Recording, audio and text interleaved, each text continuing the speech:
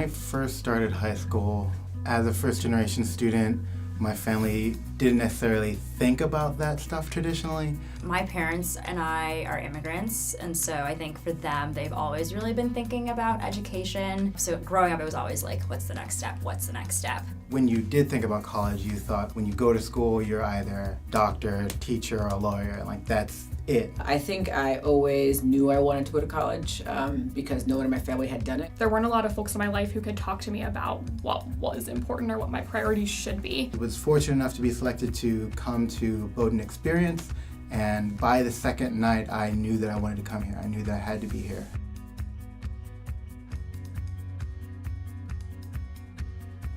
I think at the time, probably like a job at the end of it. Given the fact that I'm a first-generation student, we really celebrated high school graduations as you are now an adult. Now it's time to start your career, create a family. What I really knew was I wanted my degree. I wanted to be the first person in my family to have a piece of paper that said I did it. And so I knew, okay, I want to get a job after I graduate from college.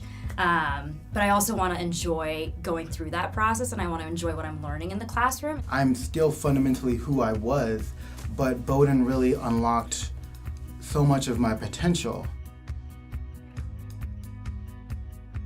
I had no idea what I was doing. I think homesickness was not the biggest issue I faced, but I think academically the transition was really, really hard. You hear a lot in high school, you know, colleges are not going to coddle you. You're really, really going to have to start working. The workload's going to be so different from high school. And it hit me like a brick wall. I actually feel like I was pretty well prepared by my high school experience, but one of the big things that was difficult was sort of learning when and how to ask for help. And really just using those resources. It was hard to leave everything I've ever known, but for all the people that come after me that now have this person that's done it before, they at least know that they can do it because they're first gen too. I had a lot of anxiety going into senior fall, and I knew that I probably, if I graduated employed, wouldn't hear back about that till very close to the end of the year. Being the smart one in the family, I had dozens of cousins say, oh, Ryan's gonna be the one that makes it. Ryan's gonna be the one that's gonna be a doctor. I realized that I wanted my life to be my own. After I was able to realize that, it was just about finding out what I wanted to do.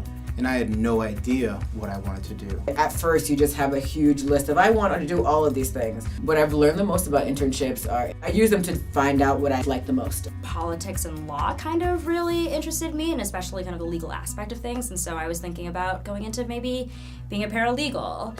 And I think the more research and the more I was thinking about it, especially towards the end of the year when I was really getting closer to, okay, you need to find a job, I started realizing, maybe I don't want to do that. I was on LinkedIn, and if there was a job that was an easy apply job that I didn't have to do any work for, I was like, all right, I'm gonna apply to that, apply to this. And then if I got phone calls, I would go through with the interview process. And if I went to the interview, I would do more research on the job. If I went there and I didn't really like the job or what it offered I wasn't a fan of, then I would opt out of the search from there. I'd worked with Speak About It the previous summer and had a really great relationship with the executive director, who is a Bowdoin alum. I had a mentor in admissions and someone I work with now who was really helpful in the process. And she said, you know, if you're interested in some admissions things, I can send you some jobs and give you, you know, a list of places that you should start looking at. It was a huge relief going into senior year knowing that I had that, but it wasn't complication-free. Speak About It was very small at the time. I was going to be the first paid employee, and there was a lot of stuff that had to be figured out, and initially, they only had the funds to pay me part-time. I was in residential life as a student. I was a head RA, and I lived in a house, so I worked in the Res Life office. I held 5 jobs on campus, and so I knew that the person that was in the position of the AD in the Res Life was leaving. My boss at that point sat me down and was just like, here's why you would be good at the job. And I was like, all right, fine, I'll apply. I didn't actually think I was gonna get it. And then I got it, and then I got another job, and then I had to make a decision over the weekend. I got a job interview at Bates College, and then I got it, and I kind of just set my path.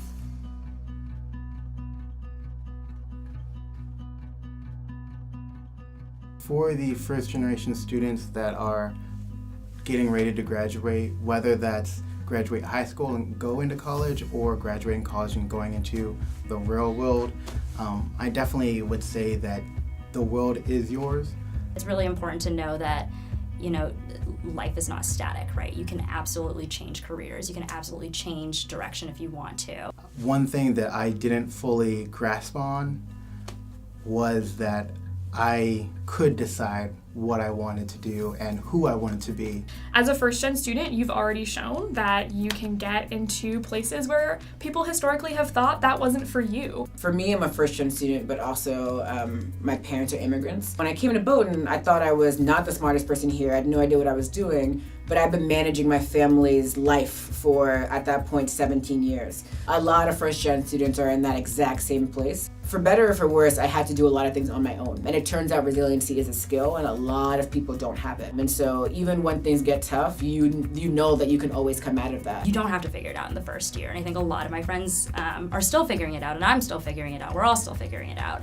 And so it's okay to graduate without a job because you will find something. So use the Bowdoin network. Just by virtue of being here, you've earned access to a whole bunch of metaphorical family friends that can help you find employment. Be the chef that you want to be the mentor that you want to be the positive force for good that you want to see in the world, because you can be that.